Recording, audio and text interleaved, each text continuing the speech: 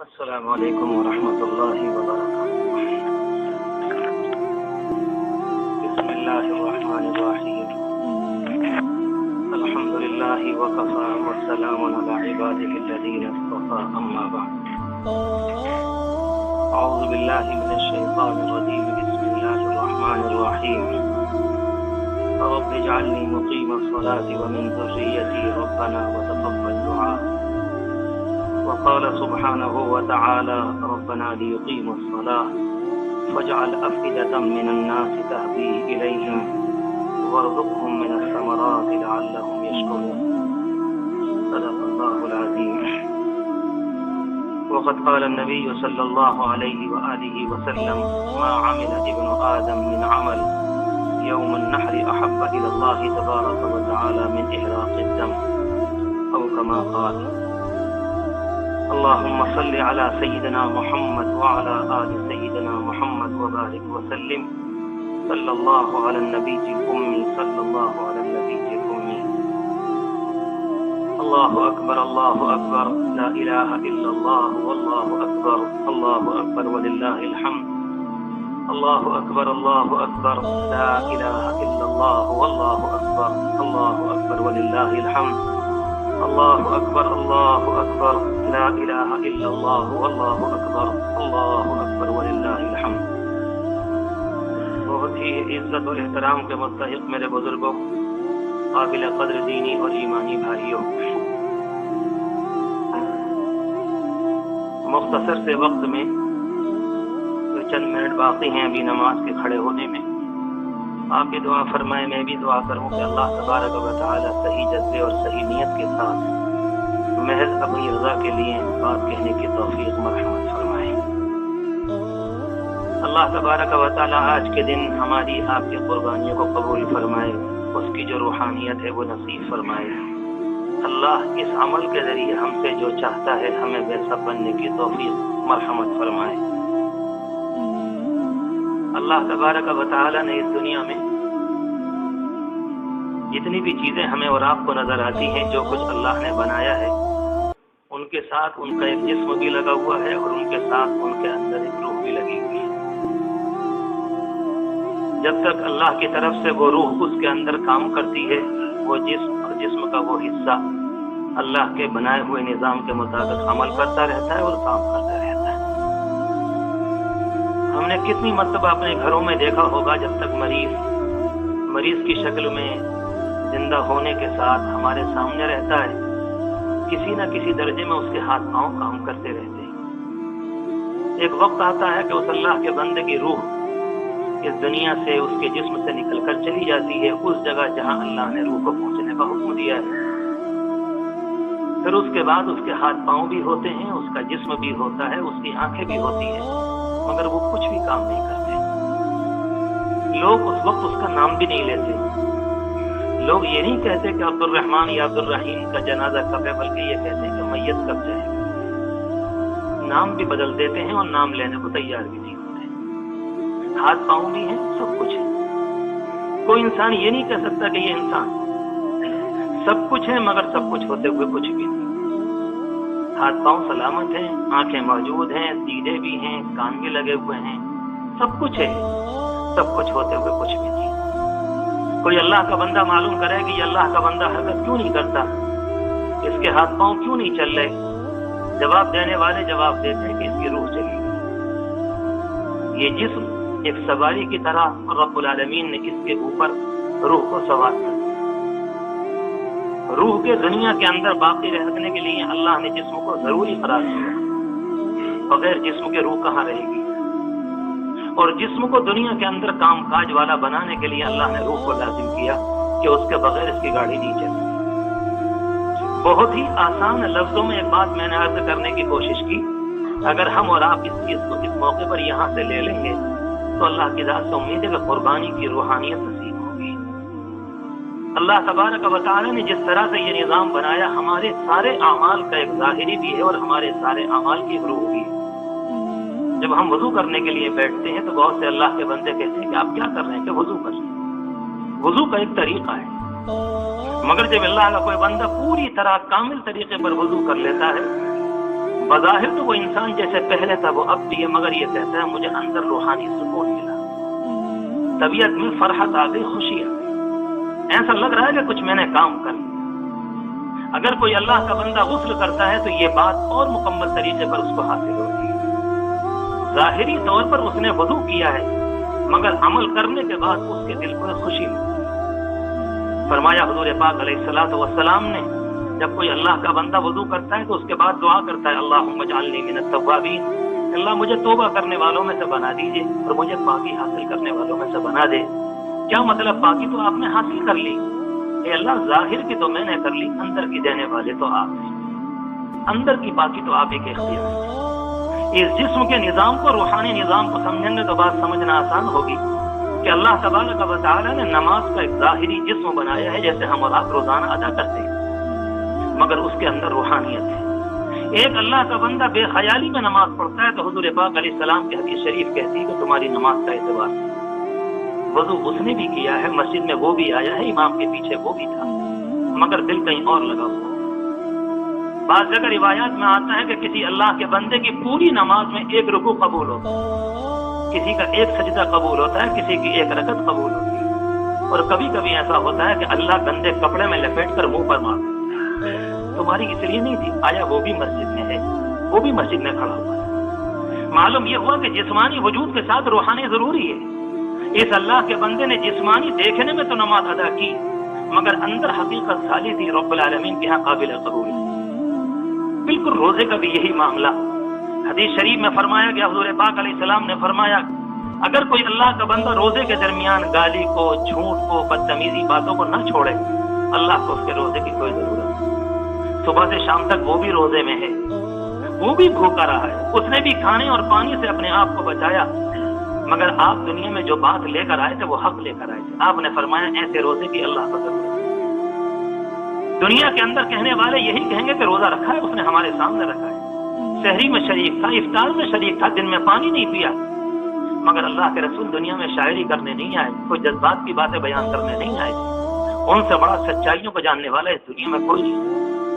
انہوں نے یہ بات بیان کی کہ دیکھنے میں یہ اللہ کا بندہ تمہارے ساتھ ہے، بھوکا رہنے میں، روزہ رکھنے میں، مگر اللہ کی نگاہ میں اس کی کوئی حیثیت نہیں۔ 1.5-2 لاکھ روپیہ خرچ کر کے کوئی اللہ کا بندہ حج کے لیے جاتا ہے اور وہاں پر جا کر کہتا ہے لبیک اللہم لبیک، کہ میرے مالک میں حاضر ہوں۔ حدیث شریف میں آتا ہے کہ صحیح طریقے پر، ظاہری اور اندر کے طریقے پر کام ہو گیا، جب لوٹ کر آئے گا تو رجع کیوم ولدتہ امہ، ایسے آئے گا گویا کہ اپنی ماں کے پیٹ سے آج جنم لیا ہے، ایک گناہ کا دھبا اس کے دل پر نہیں، رب العالمین صاف کر دیتا ہے۔ حضور پاک علیہ السلام تشریف فرماتے، آپ نے ایک موقع پر، کسی موقع پر عرفات میں آپ نے دیکھا کہ آپ مسکرا رہے ہیں، کسی نے معلوم کہ اللہ کے رسول مسکراہٹ کی کیا وجہ ہے؟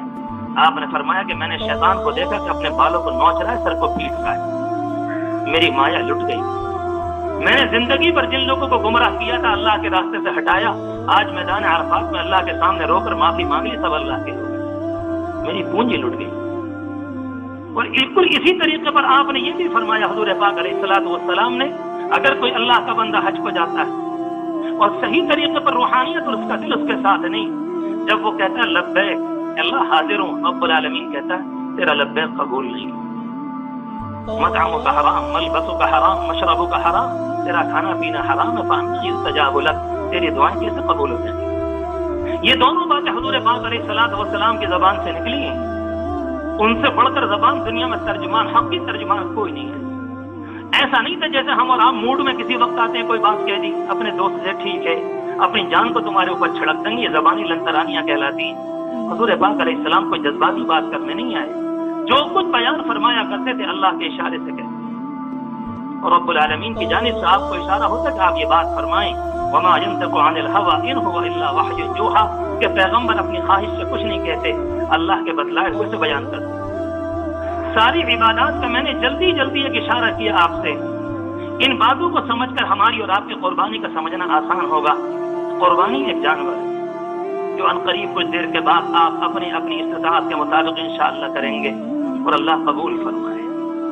میں نے عرض کیا کہ قربانی ایک جانور ہے، دیکھنے میں قربان کیا جاتا ہے، مگر وہ بھی اپنے اندر ایک روحانیت ہے کہ کیا وہ چیز ہے جس کی بنیاد پر ہم لوگوں کا مسئلہ یہ ہے کہ جس دن سے ہمارے اندر سے اعمال کی روح غائب ہو گئی، دنیا کو اعتراض کرنے کا موقع مل گیا۔ بہت سے لوگ کہتے ہیں نماز سے کیا ہوگا، تم کہتے ہو نماز برائیوں سے روکتی ہے، لوگ منہ پر کہہ کے جاتے ہیں اگر نماز برائیوں سے روکتی تو 70 سال کا بوڑھا ہماری مسجد میں نماز پڑھنے آتا ہے، ہم نے اسے آج تک گالی سے پیچھے ہٹتے ہوئے نہیں دیکھا۔ جھوٹ میں سب سے آگے ہوں، میری بدعملی کے نتیجے میں اللہ کے رسول کا لایا ہوا دین مبارک دین بدنام ہوا، پٹا اس پر آتا ہے۔ ہمیں لوگ کون پوچھتے ہیں؟ صرف اس بنیاد پر کہ ہم نے ٹھیک سے کام نہیں کیا تو دین بدنام۔ اگر روزہ انسانوں کو برائیوں سے روکتا تو لوگ کہتے ہیں کہ تمہیں 50 سال روزہ رکھتے ہوئے ہو گئے، ہم نے آئے دن تمہارے منہ سے غیبتیں سنی اور گالیاں سنی، ہم کیسے مانیں کہ تمہارا روزہ برائیوں سے روکتا ہے؟ جس دن سے اعمال کا ڈھانچہ باقی رہ گیا، اندر کی روحانیت ختم ہو گئی، اس دن سے انسانوں کو اعتراض کرنے کا موقع مل گیا۔ حضور پاک علیہ السلام کے زمانے میں یہی قربانی تھی۔ صدیق اکبر، عمر فاروق، عثمان و علی کا دور تقریباً 33 سال کے قریب پہنچتا ہے، جا کر کچھ اور زیادہ۔ ان اللہ کے بندوں کے زمانے میں یہی قربانی تھی۔ اسلام کا جو دور اول تقریباً 800-900 سال کو گھرا ہوا ہے، اس میں یہی قربانی تھی، مگر اس زمانے میں جب قربانی ہو رہی تھی تو کبھی کسی نے انگلی نہیں اٹھائی۔ میں نے کل اشارہ کیا تھا جمعے کی نماز سے پہلے، اس زمانے میں ہزاروں اعتراض آتے ہیں کہ لوگ ہتھیاں کرتے ہیں، کوئی کہتا ہے کہ یہ کرتے ہیں، کوئی کہتا ہے کہ یہ کرتے ہیں۔ اگر روحانیت سے خالی ہوگی تو قربانی دنیا کو اعتراض کا موقع ملے گا اور دنیا کہے گی، اور ظاہری طور پر اس کا کہنا وجہ ہے۔ مسئلہ قربانی تو ایک علامت اور ایک رمز ہے، ایک پہچان ہے، مسئلہ تو کچھ اور ہے اس کے پیچھے۔ اگر کسی اللہ کے بندے نے قربانی کرتے ہوئے اس چیز کو اپنے اندر پیدا کر لیا، اگر کسی مسجد کے 50 آدمی کسی جگہ طے کر لیں کہ قربانی کے موقع پر اپنے جذبات، اپنی خواہشات کو، اپنے ناپاک ارادوں کو آج خدا کے سامنے ہم قربانی کے جانور کی شکل میں کاٹ رہے ہیں، ذبح کر رہے ہیں، آئندہ جھوٹ نہیں بولیں گے، غیبت نہیں کریں گے، برا نہیں دیکھیں گے، برا نہیں بولیں گے، میں اللہ کی قسم کھا کر کہتا ہوں خدا کے گھر میں اس محلے کی ہدایت کے لیے وہ تنہا 50 انسان کافی ہے۔ اللہ کا بندہ کر کر دیکھیں۔ ہم لوگ سمجھتے ہیں کہ دنیا میں ایسے ہی دین پھیل جائے، یہ دنیا کا نظام نہیں ہے، ناممکن ہے۔ حضور پاک علیہ الصلوۃ والسلام نے بار بار قرآن مجید کی آیت صحابہ کرام کے سامنے پڑھی، لن ینال اللہ لحومها ولا دماؤها ولکن ینالہ التقوی منکم۔ اس کا گوشت، اس کا خون اللہ کو نہیں چاہیے، وہ نہیں پہنچتا، تمہارے دل کی کیفیت کیا ہے۔ تم نے تنہا اپنے جانور کو قربان کیا یا اس کی شکل میں بظاہر اس کے گلے پر تم نے چھری چلائی اور وہ اپنی منزل کو پہنچ گیا، دیکھنے میں وہ عمل تھا مگر حقیقت میں اپنے جذبات کی قربانی کو اگر کیا ہے تو قربانی قبول ہے۔ کتنی مرتبہ ایسا ہوتا ہے ہماری بیویوں کا مطالبہ کچھ اور ہوتا ہے، اللہ اس کے رسول کا مطالبہ الگ ہوتا ہے، اللہ اس کے رسول کے دین پر چھری چلا دیتے ہیں، بیوی کی بات کو مانا جاتا ہے۔ عید کے موقع پر اس طرح کی باتوں کا چھیڑنا کوئی اچھا نہیں۔ کتنے دن ہو گئے، ٹانگیں لرز رہی ہیں، کانپ رہی ہیں، بالکل ایسا لگتا ہے کہ اب قبر میں پہنچے جب پہنچے۔ اگر کوئی اللہ کا بندہ کسی موقع پر کہہ دے کہ اب تو کم از کم چہرے کو سنت سے سجا لیں، دائیں بائیں کو کر کے نکل جاتے۔ کہاں جائیں گے؟ کس راستے سے پہنچیں گے؟ کہاں ہے بیک ڈور؟ اللہ کے لیے ایک ہی دروازہ ہے۔ دنیا کے اندر ایک فقیر کو ایک دروازے پر نہ ملے، دوسرے سے مل سکتا ہے، اس کے لیے آپشن موجود ہے، تیسرے پر ملے گا، چوتھے پر ملے گا، مگر اللہ کی قسم میرے اور آپ کے لیے اللہ کے علاوہ کوئی دروازہ نہیں۔ معافی ہوگی تو وہیں سے ہوگی، کر کے دیکھ لو۔ ہم گناہ کر کے سمجھتے ہیں اللہ کو پیچھے کر دیں گے، وما انتم بمعجزین فی الارض، تم اللہ کو زیر نہ کر سکو گے۔ ایک موقع پر فرمایا اقترب للناس حسابهم وهم فی غفلۃ معرضون، حساب کی گھڑی قریب آ گئی، تمہیں کچھ پتہ نہیں۔ وکأی من آیۃ فی السماوات والارض، کتنی نشانیاں ہیں، لوگ دیکھ کر نکل جاتے ہیں، دائیں بائیں کو دیکھنے کو تیار نہیں۔ اللہ تبارک و تعالیٰ نے اپنے پیغمبر کے ذریعے ہم اور آپ کو قربانی کا عمل دیا۔ ابراہیم علیہ الصلوۃ والسلام کی قربانی، جس کے لیے آپ نے خود فرمایا تھا یہ تمہارے باپ ابراہیم کا طریقہ ہے، ان کا چلن ہے، ان کی ادا ہے، انہوں نے کیا تھا دنیا کے اندر، انہوں نے رائج کیا ہے، اور حضور پاک علیہ الصلوۃ والسلام نے انہی کے دین کے مطابق اپنے دین کی بنیادیں قائم کی، اور بالکل اسی طریقے پر جو پیغام اللہ کے ہاں سے وہ لے کر آئے تھے، آپ نے اثر نو دوبارہ شاندار شکل میں مکمل طریقے پر قیامت تک کے لیے دنیا کے اندر آپ نے جاری فرمایا۔ بالکل وہی ادا ہے۔ چار اس اللہ کے بندے کے امتحان ہوئے، مختصراً عرض کروں، نگاہ میری گھڑی پر ہے۔ پہلی قربانی اس زمانے میں ابراہیم علیہ السلام کی یہ تھی کہ آپ نے سب سے پہلے اپنے باپ کو دعوت دی۔ جب قربانی آئے گی تو ابراہیم علیہ السلام یاد آئیں گے اور یاد کرنے پڑیں گے، اور جب وہ یاد آئیں گے تو ان کی زندگی کا ایک کونا نہیں، ان کی زبان بھی یاد آئے گی، ان کی تہذیب بھی یاد آئے گی، ان کا کردار بھی یاد آئے گا، بچوں کے ساتھ محبت بھی یاد آئے گی، اولاد کے ساتھ ان کی وابستگی بھی یاد آئے گی، اور اگر یاد نہیں آئی تو اس کا مطلب یہ ہے کہ قربانی میں دل لگی نہیں، تو پوری کیفیت کو یاد کرنا پڑے گا۔ سب سے پہلے اپنے گھر میں آنکھ کھولی، اپنے گھر کو بت قدا پایا، اپنے باپ کو پجاری پایا، ان کا باپ اس زمانے کا لاٹ پادری تھا، لگتا ہے کہ وزیر مال تھا اس زمانے کے اندر۔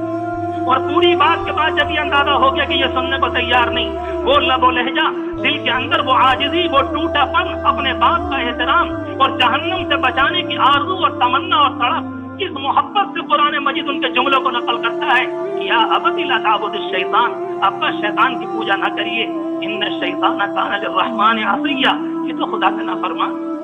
ابا مجھے ڈر لگتا ہے ان یمسک عذاب من الرحمن، کہیں خدا کا عذاب تو میں نہ پکڑ لے۔ پوری بات کہتے ہیں اپنے گھر کے اندر، اپنے باپ سے کہتے ہیں۔ کیا مطلب نکلا اس کا کہ اگر اپنے گھر میں کوئی غلطی نظر آئے گی تو کہا تو ان سے بھی جائے گا۔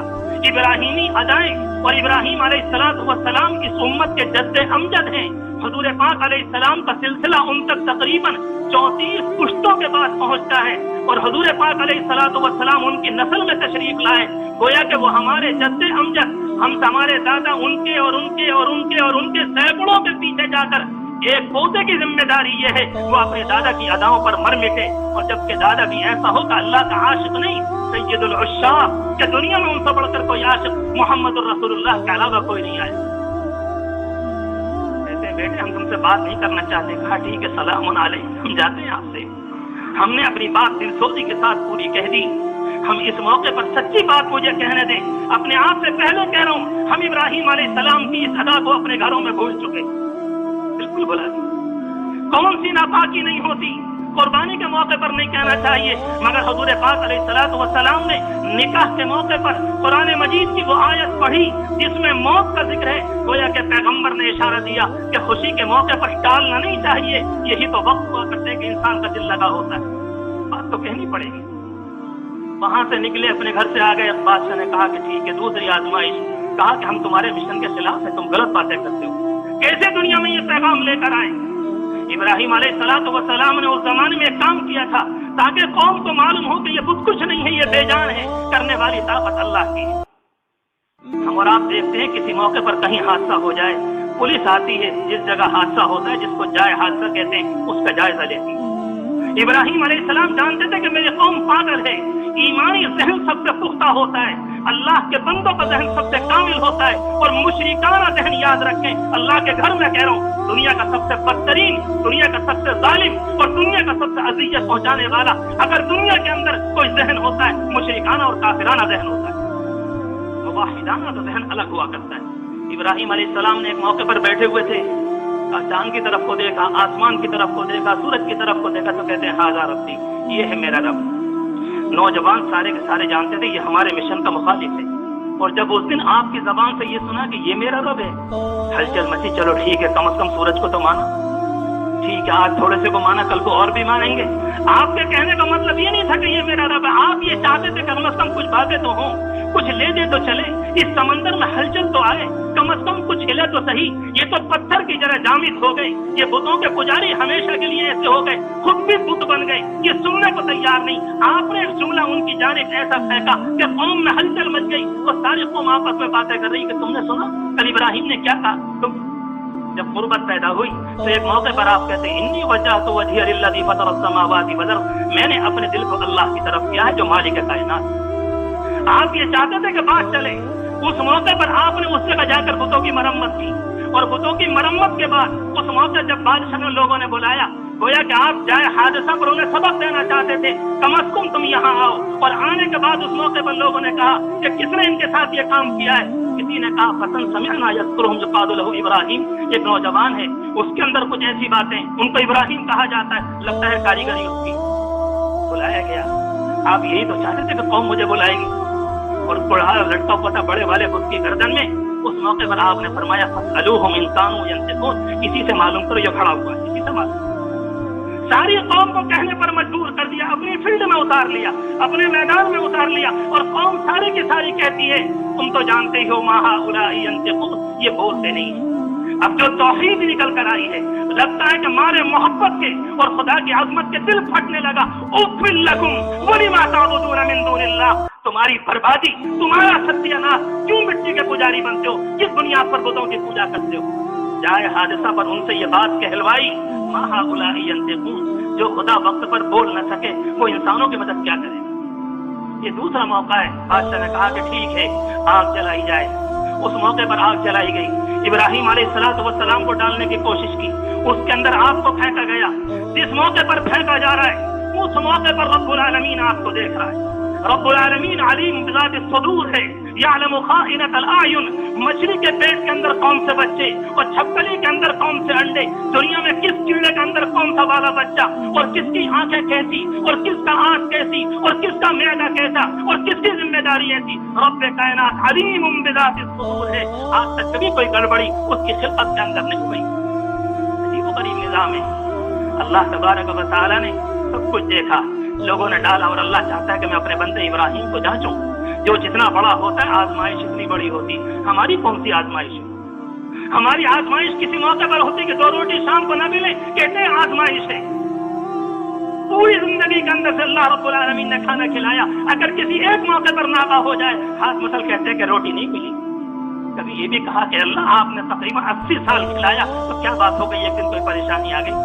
80 साल का कोई शुक्र नहीं, मगर 1 साल किसी मौके पर, 1 दिन किसी मौके पर बुखार आ जाए और 4 दिन ना जाए, तो कभी इनसे और कभी इनसे, गोया के सर से लेकर पांव तक नेमतें भूल गई। अगर पांव में कभी कोई फांस लग गई और कोई खैरियत मालूम करने वाला खैरियत मालूम करे, तो ये नहीं कहते कि आंखें सलामत हैं, अल्लाह का शुक्र है, बल्कि कहानी को यहाँ से शुरू करेंगे कि पांव में फांस लगेगी।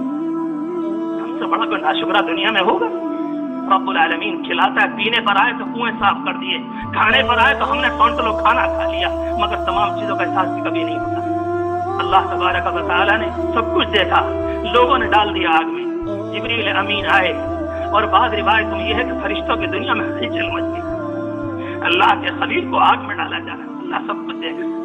जो अल्लाह इस पर कादिर है कि नमरूद को धंसा दे, जो रब्बुल आलमीन इस पर कादिर है कि नमरूद को मार दे, जो अल्लाह इस पर कादिर है कि कारून को धंसा दे, जो अल्लाह इस पर कादिर है कि नूह अलैहिस्सलाम की बद्दुआ के नतीजे में पूरी कौम को गर्क कर दे, और जो अल्लाह इस पर कादिर है कि एक इशारे में जिब्रील अमीन ने एक उंगली के जरिए कौम लूत की बस्ती को उठाया और आसमान के पहले हिस्से तक ले गए और ले जाकर पटक दिया कि इस दुनिया में जिनाकारों के लिए कोई जगह नहीं। वो अल्लाह इस पर कुदरत रखता था कि पूरी कौम नमरूद को हलाक कर दे, मगर अल्लाह चाहता है मैं अपने खलील को देखूं कि मामला है क्या।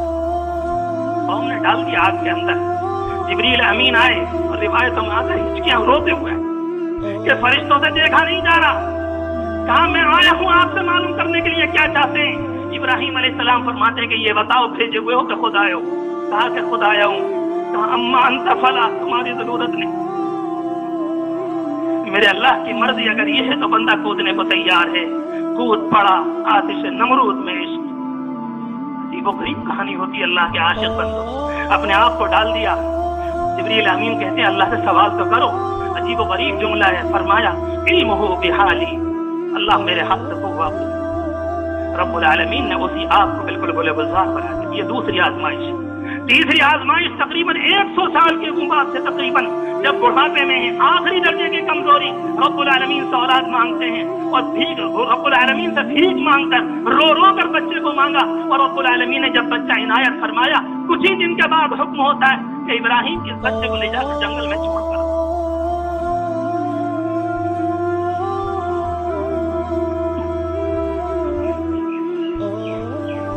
हम कभी अपने बच्चे को जब घर में छोड़कर जाते हैं, ताला लगा होता है, चार दीवारी में होता है, 5 पड़ोसियों से कह के जाते हैं जरा देखना 2 दिन के लिए दे दी जा।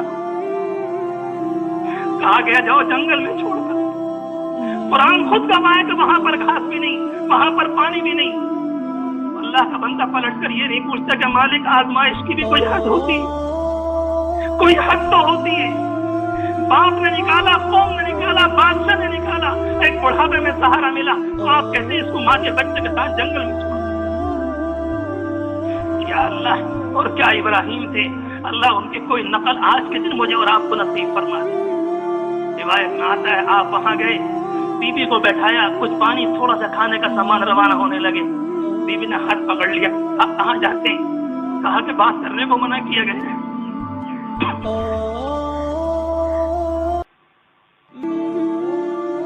मैं तुमसे बात नहीं कर सकता। जाने लगे। कहा एक बात मालूम करती हूँ कि अल्लाह का इशारा है कि क्या है?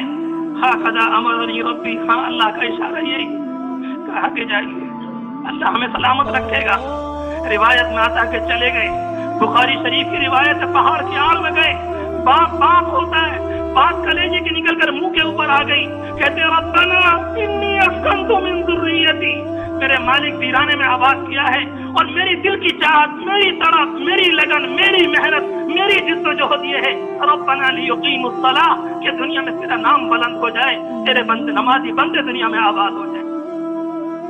کیا اس اللہ کی بندی کا مقام ہے؟ وہیں پر پانی ختم ہوا، دوڑ بھاگ کی، لمبا چوڑا واقعہ میں اس میں نہیں جاتا، تمام دوڑ بھاگ۔ روایت میں آتا کبھی ادھر جاتی کبھی ادھر، بیچ کا حصہ ایسا تھا جہاں سے بچہ نظر نہیں آتا تھا، تو دوڑ کر تیزی سے اس کو پار کرتی۔ اللہ کو یہ دوڑ اتنی پسند آئی کہ قیامت تک کے لیے لازم کر دیا کہ یہاں آؤ گے تو میری بندی کی دوڑ تم کو دوڑنی پڑے۔ یہ ادائیں ہیں ان کی، یہ امتحان ہو گیا۔ اور جب بچہ بڑا ہوا تو رب العالمین کہتا چوتھا امتحان، کہ چوتھا امتحان کیا ہے کہ جاؤ اپنے اس لفظ جگر کو، بڑھاپے کے سہارے کو تم جا کر ہمارے نام پر ذبح کر دو۔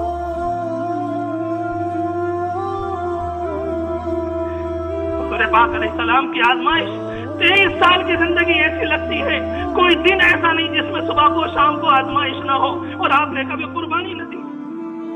حضرت عائشہ فرماتی ہیں کہ ایک موقع پر ہم نے کپڑے دکھلائے لوگوں کو اور 2 کپڑے تھے حضور پاک علیہ السلام کے، اور آپ نے فرمایا تمہارے نبی پر کبھی اتنے کپڑے نہیں تھے کہ وہ لپیٹ کر رکھے جاتے۔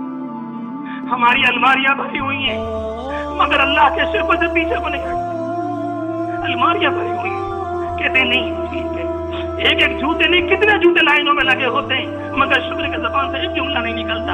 اگر کسی موقع پر عید میں جوتے نہ آئے تو عورتیں کہتی ہیں کہ میچنگ نہیں، ہم کیا جانے کس کو اسلام کہتے ہیں۔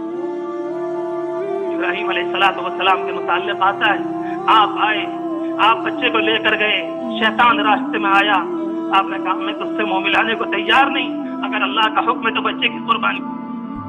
جس موقع پر قرآن مجید نے اس واقعے کو بیان کیا، یہ تو بیان کیا جب وہ دوڑنے لگے، یہ تو بیان کیا کہ بچے سے باپ نے خواب کو بیان کیا، یہ تو بیان کیا کہ بیٹے نے کہا کہ آپ کر لیجئے، یہ بھی قرآن نے بیان کیا کہ ان قریب آپ مجھے صبر کرنے والوں میں پائیں گے، یہ بھی قرآن نے بیان کیا کہ ایک نے لٹا دیا اور دوسرا لیٹ گیا، یہ بھی قرآن نے بیان کیا کہ رب العالمین نے جنت سے تم کو بھیجا۔ لیکن جس موقع پر لٹایا اور جس موقع پر ٹانگوں کو باندھا اور جس موقع پر چھری رکھی، اللہ نے اس کو بیان نہیں کیا کہ بندے اس کو برداشت نہ کر سکیں گے۔ باقی تم سمجھو، کچھ سلوٹوں میں بھی کہا جاتا ہے اتنے اندھے نہیں ہوگے دل کے کہ کم از کم ہماری بات کو نہ سمجھ سکو۔ ابن کثیر کہتے ہیں ابراہیم علیہ السلام نے اپنے بیٹے کے پاؤں بھی باندھے، ہاتھ بھی باندھے، اور بیٹا کہتا ابا جان میرے منہ کو زمین کے بل کر دیجیے، اگر آنکھ مل گئی آپ اللہ کے حکم کو پورا نہ کر سکیں گے۔ یہ قربانی، اس کو قربانی کہا جاتا ہے۔ جیسے آپ نے یہ کام کیا رب العالمین نے فرمایا امتحان مقبول تھا، وہ پورا ہو چکا، خبردار اب کچھ نہیں۔ دمبا آیا، جبریل امین کھڑے ہیں اور یہ اللہ اکبر کا جملہ جبریل امین وہاں سے لے کر آئے۔ ابراہیم علیہ السلام نے اپنی جانب سے کہا، اسماعیل علیہ السلام نے اپنی جانب سے کہا۔ یہ وہ تکبیر جو آج کل ہم اور آپ ہر نماز کے بعد ادا کرتے ہیں، یہ باپ بیٹے جبریل امین تینوں کا زبان سے نکالا ہوا ایک نغمہ ہے، یہ ہمارا اس زمانے کا ترانہ ہے، یہ رب العالمین کی کبریائی کے بول ہیں جس سے ہمارے دل کا تعلق اللہ کی ذات سے جڑتا ہے۔ جب یہ بات پوری ہو گئی رب العالمین فرماتا ہے ہم نے تمہیں آزما لیا، ہم انسانیت کا امام بناتے ہیں۔ اس موقع پر آپ نے دعا فرمائی کہ اللہ میری ذریت میں ایک نبی بھیج دیجئے، ایک نبی بھیج دیجئے جو انسانوں کو پاک و صاف کرے۔ بہت زمانے کے بعد تقریباً 2500 سال کے بعد حضور پاک علیہ السلام اس دنیا میں تشریف لائے۔ آپ فرمایا کرتے تھے انا دعوت ابی ابراہیم، میں تو اپنے باپ ابراہیم کی دعا کا نتیجہ ہوں، انہوں نے دعا کی تھی اس موقع پر، پھر اللہ نے مجھے بھیجا۔ اللہ کا شکر ہے کہ میں اور آپ حضور پاک علیہ السلام کی امت میں ہیں۔ اس موقع پر سب سے پہلے اپنے آپ سے اور پھر آپ سے کہنا چاہتا ہوں کم از کم قربانی سے پہلے اس روح کو تازہ کر لو کہ قربانی کس کو کریں۔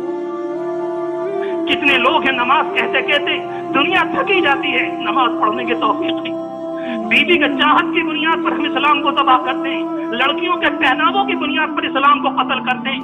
آج کی قربانی کی شکل میں ہم سب عہد کر کے جائیں یہاں سے آج اپنے جھوٹ کو قربان کریں گے، اپنی غیبت کو قربان کریں گے، اپنی بدنگاہی کو قربان کریں گے، اپنی غلط سنت کو ذبح کریں گے اور رب العالمین سے عہد کریں گے اللہ دیکھنے میں جانور قربان کیا، اپنی ساری ناپاکیوں کو بھی قربان کر دیا، اور آج سے ہمارے اور آپ کے بیچ میں کوئی نہیں، اگر کوئی ٹکرائے گا ہم بھی اسی طرح سے کنکری مارنے والا عمل تو نہیں، مگر وہ عمل کریں گے جو آپ نے شیطان کے مقابلے میں کیا۔ تیرا ہمارا کوئی تعلق نہیں، ہم ابراہیم کی نسل میں ہیں اور وہ موری سے اعلیٰ ہیں، اور ان کا کام یہ تھا تو ان کی اولاد بھی وہی کام کرے گی۔ یہاں پر عہد کریں، عاجزانہ طور پر کہتا ہوں، ہم میں سے ایسا کون سا ہے جو گناہ نہ کرتا ہو، جس سے گناہ نہ ہوئے ہوں؟ دن رات گناہوں کے سوا کچھ نہیں ہو رہا، دن رات گناہوں کے سوا۔ سوچو کہ موقع پر ڈائری بنائیں کہ ہم کتنے جھوٹ بولتے ہیں، کتنی غیبتیں، کتنی بدتمیزیاں، کتنا پھوڑپن، کتنا غلط۔ موت کا وقت قریب ہے، یقینی طور پر قریب ہے۔ ایک وقت آئے گا میں اور آپ قبر میں ہوں گے، اپنے اعمال کے ساتھ ہوں گے۔ ابراہیم علیہ السلام